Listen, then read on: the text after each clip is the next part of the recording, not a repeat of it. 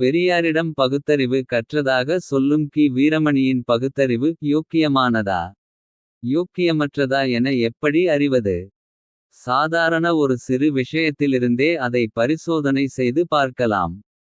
உதாரணத்திற்கு IPL cricket போட்டிகளை எடுத்துக் கொள்வோம்.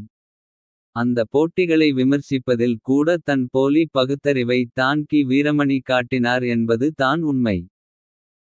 அதை இந்த காணொளியில் பார்ப்பதற்கு முன் நம் சேனலை சப்ஸ்கிரைப் செய்து ஆதரவு தாருங்கள். உங்கள் ஆதரவே நமக்கு ஊக்கம் அளிக்கக்கூடியது. நன்றி. இனி காணொளி. கி. வீரமணி உட்பட பல தீக்க நபர்களுக்கு பகுத்தறிவு காட்ட சீசனுக்கு ஏற்ப சில விஷயங்கள் இருக்கும். தீபாவளி சரஸ்வதி பூஜை என பண்டிகைகளை விமர்சிக்கிற வரிசையில். வருடந்தோறும் நடக்கும் IPL கிரிக்கெட் போட்டிகளையும் சில வருடங்கள் முன்வரை விமர்சித்து கொண்டிருந்தார்கள். இப்போது முன்போல் விமர்சிப்பது இல்லை. ஏன். அங்கே தானுள்ளது கி. வீரமணியின் பகுத்தறிவு. IPL போட்டி துவங்குவதற்கு முன்பே கி. வீரமணியிடமிருந்து முன்பெல்லாம் விமர்சன கவுண்ட் துவங்கிவிடும். வருடா வருடம் IPL போட்டிக்கான ஏலம் துவங்கும் அன்றே IPL போட்டிகள் குறித்த கி. வீரமணியின் சிந்தனைகள் வெளிவரத் துவங்கும். உதாரணத்திற்கு சுயமரியாதை என்கிற தலைப்பில் 18 பிப்ரவரி 21 நாள் விடுதலை. செய்தியும் சிந்தனையும் பகுதியில் வந்ததை பார்ப்போம். சென்னையில் இன்று IPL கிரிக்கெட் வீரர்கள் ஏலம் என்கிற செய்திக்கு கி. வீரமணியின் விடுதலை பத்திரிகை சிந்தனை இவ்வாறாக உள்ளது. கிரிக்கெட்டே மோசம். இதில் ஆட்கள் ஏலம் விடப்படுவது அதைவிட மோசம். ஆட்டக்காரர்களுக்கு சுயமரியாதை கிடையவே கிடையாதா. அவர்கள் என்ன ஏல சரக்குகளா என கேட்டிருந்தது. காந்தியடிகள் கூறினார் உலகில் நாம் காண விரும்பும் மாற்றம் நம்மிடமிருந்தே துவங்க வேண்டும் என்று. அப்படியிருக்கையில் IPL போட்டிகள் குறித்த கவிஞரின் கருத்துகளும். சுயமரியாதையும் எங்கிருந்து யாரிடமிருந்து துவங்க வேண்டும். அவர்களின் திமுக கூட்டாளிகளான சன் ரைசர்ஸ் என்கிற IPL அணியை வைத்துள்ள கலாநிதி மாறனிடமிருந்தல்லவா. அவர்கள் தங்கள் சுயமரியாதை பேச்சை துவக்கி இருக்க வேண்டும். ஆனால் ஒரு நாளும் அதனை செய்யவில்லையே. உங்களை சேர்ந்தவர்களே ஒரு IPL அணியை வைத்திருப்பார். அவருக்கும் ஒரு கும்பிடு போட்டுவிட்டு. அவரிடமும் சந்தா வாங்கி கொண்டு. இந்த பக்கம் IPL லை விமர்சிப்பது போல் பாவனை செய்வதில் என்ன அறிவு நாணயமுள்ளது. இது நாள்வரை IPL போட்டிகளை கி. வீரமணி விமர்சித்ததை இரண்டாக பிரித்து பார்க்கலாம். எப்படியென்றால் கருணாநிதியின் மருமகனின் மாறன் குடும்பம் சன் ரைசர்ஸ் அணியை வாங்கியதற்கு முன். வாங்கியதற்கு பின் என இரண்டாக பிரித்து பார்க்கலாம். மாறன் குடும்பம் IPL லின் ஐதராபாத் டெக்கான சார்ஜர்ஸ் அணியை வருஷத்திற்கு 85 கோடி என 5 வருஷத்திற்கு 425 கோடிக்கு ஒப்பந்தம் செய்து. சன் ரைசர்ஸ் என்று பெயர் சூட்டி 2013ஆம் ஆண்டு விலைக்கு வாங்கியது. தற்போது அவர்களின் கிரிக்கெட் வியாபாரம் தென் ஆப்பிரிக்கா வரை நீண்டு. அங்கும் சன் ரைசர்ஸ் என்கிற அணியை வைத்துள்ளார்கள். கி. வீரமணி ஆரம்பத்தில் IPL லை கடுமையாக எதிர்த்தார். திமுகவின் மாறன் குடும்பம் சன்ரைசர்ஸ் அணியை என்றைக்கு விலைக்கு வாங்கியதோ. அன்று முதல் அடக்க ஒடுக்கமாய் IPL லை பெயரளவுக்கு எதிர்த்தார். எதிர்க்க வேண்டும் என்பதற்காக எதிர்த்தார். 2013 வரை கி. வீரமணி IPL போட்டிகளை எப்படி எதிர்த்தார் என பார்த்தால் இந்த வித்தியாசம் தெரியும். மதுவை விட கொடியதான கிரிக்கெட்டை தடை செய்ய வேண்டும் என்கிற தலைப்பில் விகடன்.காமில் கி. வீரமணி குறித்த செய்தி. அந்த செய்திலிருந்து மது போதையை விட இந்த கிரிக்கெட் போதை மிக மிக ஆபத்தானது. அதைவிட மோசமானது. விடிந்தால் போகும் மது போதை. இந்த கிரிக்கெட்டு போதையோ ஒரு முறை பிடித்தால் எளிதில் போகாது. நீரிழிவு நோய் போல.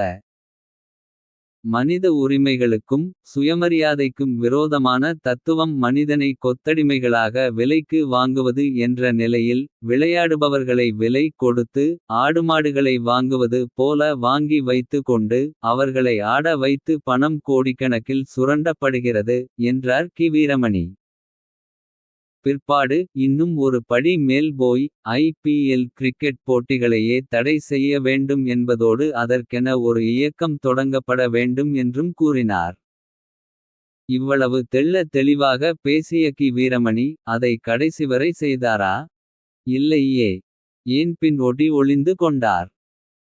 ஒன்றை ஆதரித்து பின்பு அதனை எதிர்ப்பது அல்லது ஒன்றை எதிர்த்துவிட்டு பிறகு அதனை ஆதரிப்பது என்பது ஈ. ராமசாமியிலிருந்து வீரமணி வரை யாருக்கும் புதிதில்லையே.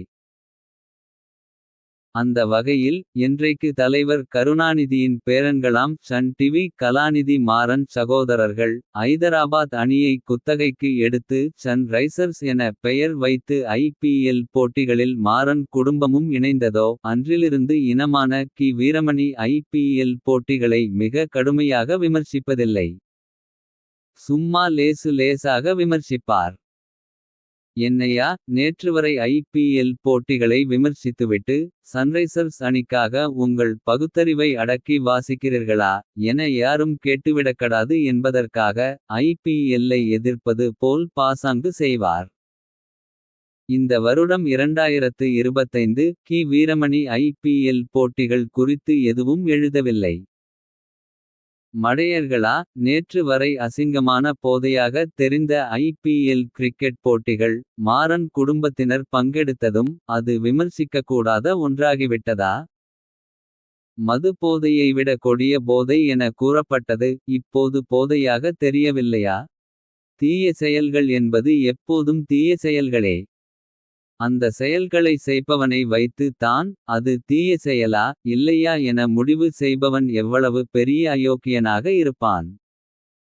அப்படித்தான் வீரமணியின் படமெடுத்து ஆடிய ஐபிஎல் எதிர்ப்பு பாம்பு பின்னாளில் சுருங்கி போனது. மனித உரிமைகளுக்கும் சுயமரியாதைக்கும் விரோதமான தத்துவம். மனிதனை கொத்தடிமைகளாக விலைக்கு வாங்குவது கிரிக்கெட்டிலும் தொடர்கிறதே என்றெல்லாம் வக்கணையாக பேசிய வீரமணி ஐபிஎல் லில் ஒரு அணியை கலாநிதி மாறன் வாங்கியதும் என்ன செய்திருக்க வேண்டும்? ஒரு பெரிய மனுஷனாய் அதை கண்டித்திருக்க வேண்டாமா? இந்த விஷயத்தில் உங்கள் சொந்தக்காரனையே கண்டித்து சீர்திருத்தம் பண்ண முடியவில்லை என்றால். உங்களால் ஐபிஎல் லை காணும் கோடிக்கணக்கான பேரை எப்படி திருத்த முடியும்? ஒரு முறை ஸ்டாலினின் முகநூல் பக்கத்தில் விநாயகர் சதுர்த்தி வாழ்த்தை பார்த்ததுமே. பகுத்தறிவுக்கு விரோதமாக வாழ்த்தா என அண்ணா அறிவாலயத்துக்கு அலறியடித்து கொண்டு வீரமணி ஓடியது போலல்லவா. சன் டிவி அலுவலகத்திற்கு ஓடி போய் தம்பிகளா சுயமரியாதைக்கு இழுக்கு இந்த ஐபிஎல்லு என்று கூறி இருக்க வேண்டுமே. ஏன் கூறவில்லை? வாயிலேயே பவுண்டரியும் சிக்ஸருமாய் அடித்து விடுவார்கள் என்ற பயமா? சொந்த மதத்துக்காரனின் மூடநம்பிக்கையை மட்டுமே விமர்சிப்பேன் எனும் கொள்கை வைத்துள்ள வீரமணி இங்கே சொந்தக்கார திராவிடனின் பித்தலாட்டத்தை பற்றியே வாய் திறப்பதில்லையே. நமக்கும் ஐபிஎல் கிரிக்கெட் போட்டியில் உடன்பாடில்லை. அது போதை என்பது ஒரு புறம். கிரிக்கெட் பிற விளையாட்டுகளை காவு வாங்குகிறது என்பது ஒரு புறம். நீர் பற்றாக்குறை மின் பற்றாக்குறை உள்ள நம் நாட்டில் இரண்டையுமே அள்ளி திங்கும் கிரிக்கெட் திடல்கள் என ஐபிஎல் கிரிக்கெட் போட்டிகள் நிராகரிக்கப்பட ஏராள காரணங்கள் உள்ளன. ஆனால் நாம் தீக்க ஆசாமிகளைப் போல் ஐபிஎல் போட்டியை எதிர்க்கவும் இரட்டை வேடம் போடுவதில்லை. கூட்டாளிகளின் ஊழலைப் பற்றி பேச தான் வீரமணிக்கு தைரியமில்லை. சன் ரைசர்ஸ் பற்றி பேசவுமா அறிவில்லை. நம் பதிவை வாசித்தாவது மானமிகு வீரமணி திருந்தி கலாநிதி மாறனுக்கு அறிவுரை வழங்குவாரா? பொறுத்திருந்து தான் பார்க்க வேண்டும். தவறாக இருந்தால் தங்களை திருத்திக் கொள்ள வேண்டும் என்பதும். நேர்மையாக பேச வேண்டும் என்பதும் தீக்க வினருக்கு சுட்டு போட்டாலும் வராதே. சன் ரைசர்ஸ் அணியை மாறன் குடும்பம் கையில் வைத்துள்ளவரை. ஐபிஎல் விஷயத்தில் நேர்மையான விமர்சனங்களை விடுதலையிலும் வீரமணியிடமும் எதிர்பார்க்கிறவன் நிச்சயம் தீக்க வினரின் யோக்கியதை தெரியாதவனாக தான் இருப்பான்.